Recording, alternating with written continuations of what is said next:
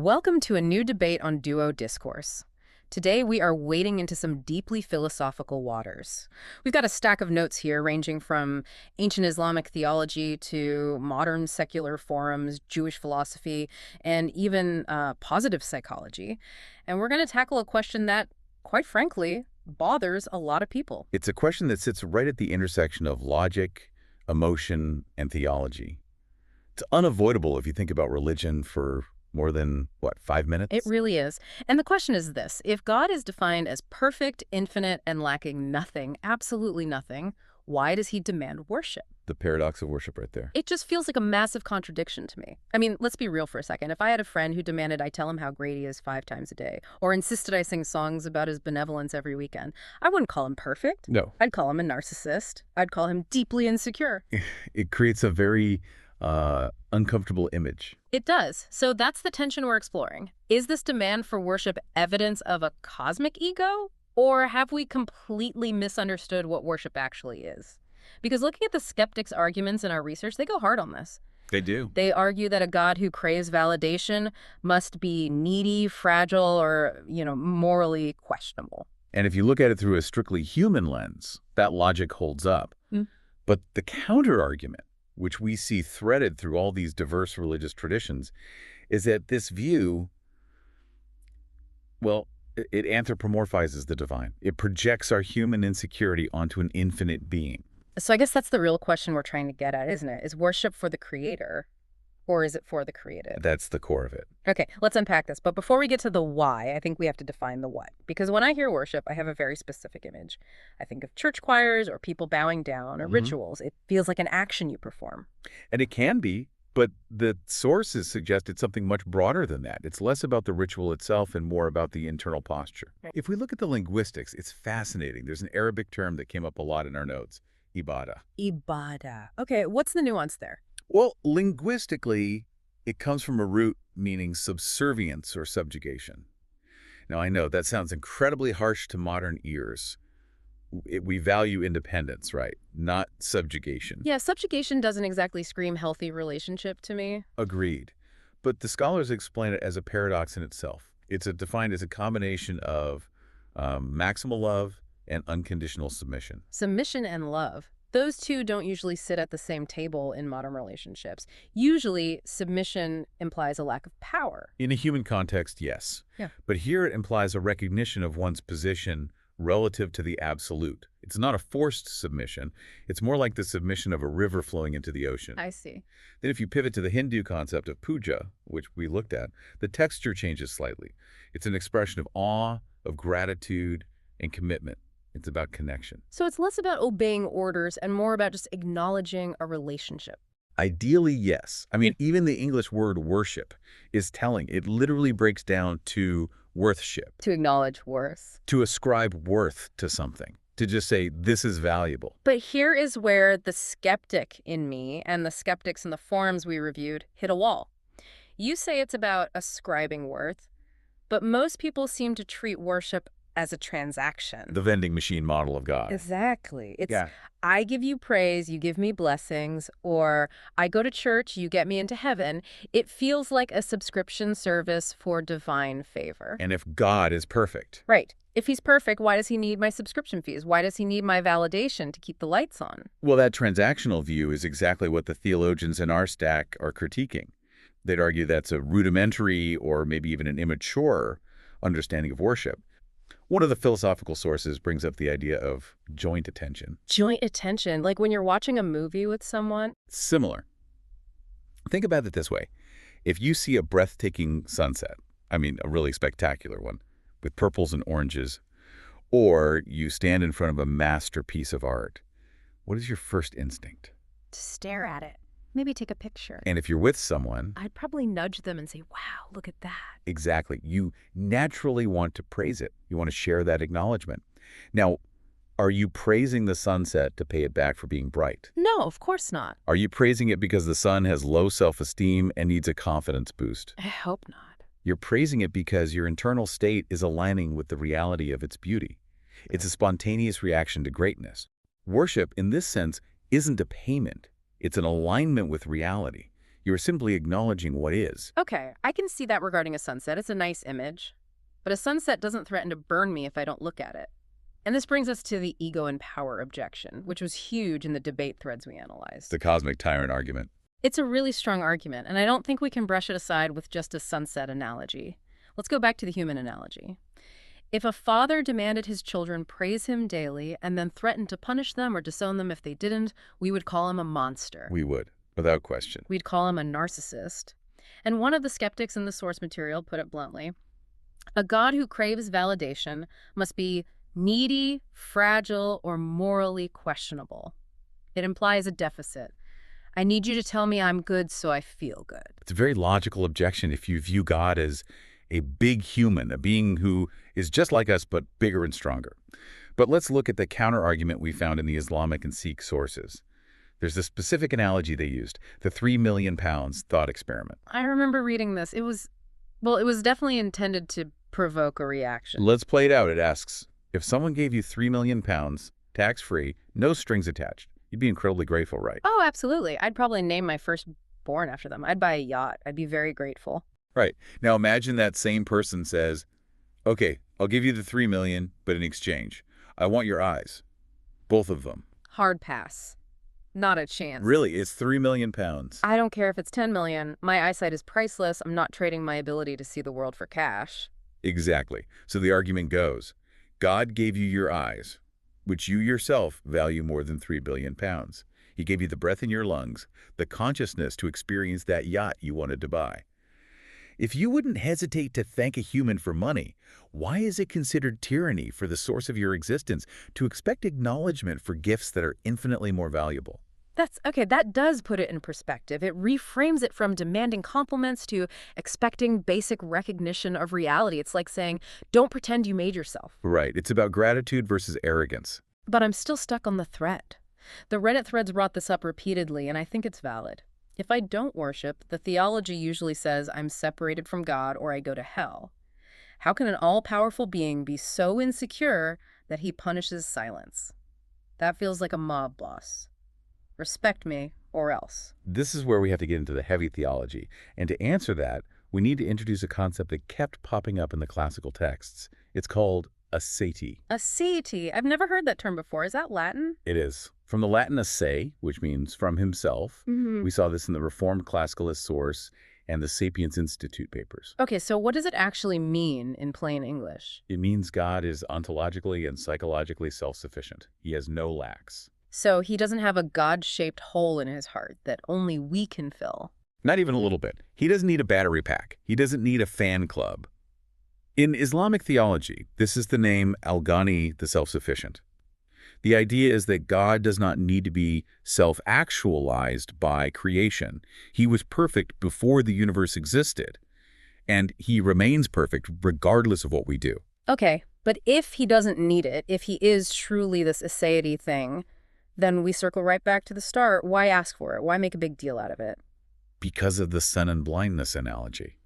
This appeared in the debates and the religious texts to explain the mechanism of why worship matters. Walk me through that. The sun does not need you to see it to be the sun. It keeps burning whether you look at it or not. It doesn't get dimmer if you close your blinds. Okay, that's true. So if you choose to close your eyes, or if you hide in a cave because you refuse to acknowledge the sun, do you hurt the sun? No. Do you diminish its brightness? No. Who gets hurt? I do. I'm the one bumping into furniture in the dark. Precisely. The argument is that worship is an asymmetrical exchange. God gains nothing, literally nothing. But the human gains perspective, connection, and light. Okay, hold on. I get the physics of the analogy, but there's a flaw there. The sun isn't a conscious being. The sun doesn't take it personally if I close the blinds. The sun doesn't say, how dare she, and send me to a place of eternal torment. The religious claim is that God does judge. That's fair. But the theologians frame the punishment not as God throwing a tantrum, but as the natural consequence of the choice. If God is the source of all good, as the sources describe Al-Bar, then disconnecting from him is, by definition, disconnecting from the good. So it's less like a judge sentencing you and more like unplugging a lamp. You can't unplug the lamp and then blame the electricity for the room going dark. That is exactly how they frame it. You are choosing not light. And this pops up in Sikh and Hindu thought, too. The Sikh perspective we read was very clear. We don't worship to feed a deity. We worship to awaken a reality within us, And the Hindu view on puja, the offering, I remember the source said the offering doesn't physically feed the god. It purifies the mind of the offerer like washing a mirror, to see yourself more clearly. to see reality more clearly. Mhm. If your mind is cluttered with ego and attachment, you can't see the divine. Worship is the cleaning process. It's for the viewer, not the view. So if we accept that it's for us, what does this cleaning process actually do to us? This leads us to the idea of moral action, because the Jewish perspective on mitzvot, the commandments, gave a really interesting angle on Oh, this. absolutely. Maimonides, the great medieval philosopher, argued that these commandments aren't just arbitrary rules for God's entertainment. He said they are a crucible, sieves in Hebrew. They are for refining human character. Refinement. So following the law makes you a better person. That's the claim. Maimonides believed the laws for human flourishing. And there was that striking analogy from the Pepperdine source, the human bank. Yes, this one stuck with me. We become what we worship. Think about it. If you worship money, if that is your highest value, the thing you ascribe the most worthship to, you become transactional. You start seeing people as assets or liabilities. You become a human bank. And if you worship power, you become ruthless. If you worship intellect, you might become arrogant. Yeah, exactly. But if you worship the divine, defined as ultimate goodness, justice, mercy, you become more human. You become more humane. You take on the qualities of the object of your focus. This sounds a lot like that concept of eudaimonia we saw in the positive psychology sources. It is directly connected. Eudaimonia, an Aristotelian concept, is often translated as happiness, but it really means flourishing. It's living well in accordance with truth. So is worship basically just ancient self-help? Do this ritual and you'll feel self-actualized, because that sounds a bit, well, utilitarian. It can sound that way, but I think it's deeper. It's what the philosopher Robert Adams calls symbolic integration. We live in a world of death and injustice. We can't always stop those things. But through worship, we align ourselves with the supreme good that stands against those things. It's an act of moral orientation. You are planting your flag on the side of the good. That's it. You're choosing a side. That makes sense, but I have to play the skeptic again, because the secular objections in our stack were very strong and we can't ignore them. No, we can't. Yeah. And they address the holes in the God doesn't need anything theory. The biggest one is the problem of creation. If God is truly a deity, totally self-sufficient, perfectly happy alone, why did he create anything? It's the why bother question. Right. And it gets darker. He didn't just create a garden, he created a world full of cancer, war, and pain. One of the Reddit threads asks the hard question: why create beings capable of suffering just for the sake of receiving validation? It's a devastating question. And even the God is love argument gets messy here. We often hear God created us because he is love, but think about that logic. Love needs an object. You can't love in a vacuum. So if God is love, he needed creation to express that nature. Which would imply dependency. Exactly. It sounds like he was lonely, which goes against the whole aseity thing. That is a profound philosophical challenge. It suggests God's nature is relational and therefore dependent on us, not absolute. So how do the religious voices respond to the lonely God accusation? Well, the expert view from the Reformed classicalist and Islamic sources seems to pivot on the difference between need and overflow. Right, the overflow argument. They argue that God creates not out of deficiency, like a lonely person needing a friend, but out of abundance. Like an artist. Yes, think of a master painter or musician. They don't paint because they'll die if they don't. They don't paint because they need the canvas to validate them. They paint because they're so full of creativity that it just spills over. It's an act of generosity, not survival. So creation is the canvas. And worship is the appreciation of the art. It's the art recognizing the artist. But what about the suffering? The overflow argument explains why he created, maybe, but not why he allows the pain. If the artist spills paint and that paint turns into a child with leukemia, that's a problem.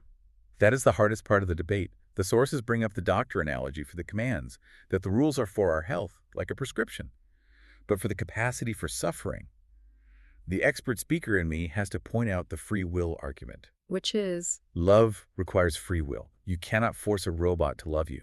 You can program it to say, I love you, but it means nothing. For worship to be genuine, for it to be that joint attention we talked about, it has to be voluntary. And if it's voluntary, I have to be able to say no. Exactly. And the price of the capacity for voluntary love is a capacity for rejection, capacity for evil.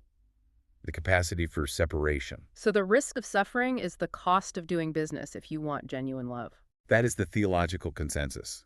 And from the Sikh perspective, we read, God is the unifying spirit within. So worship isn't bowing to a tyrant, it's realizing you aren't separate from the good. Suffering often comes from that illusion of separation. I get that logic, I really do. But honestly, there is still a piece of this that feels unresolved for me. The why still hangs there. Why this specific way? Why this much suffering just to realize we need the good? It feels like a very expensive lesson. And that is where the sources turn to something called apophatic theology. Negative theology. Right. Describing God by what he is not. This is the God is a mystery card, isn't it? It can feel that way, but it's a bit more nuanced than just a get-out-of-jail-free card. The argument is that we are using human words like want, demand, jealous, and angry to describe an infinite being. But these are just metaphors. We can't really comprehend the psychology of a being that exists outside of time and need. We are trying to psychoanalyze the infinite using human logic. Like a blind man blaming the sun for not making a sound. We are judging the motivations of the architect based on the view from inside the house. The tension you feel, that why, is the gap between a finite mind and an infinite reality. So where does this leave us? We've gone from cosmic narcissist to source of human flourishing, but the mystery remains. I think we've established that the narcissist view is probably looking at the issue through a strictly human transactional lens.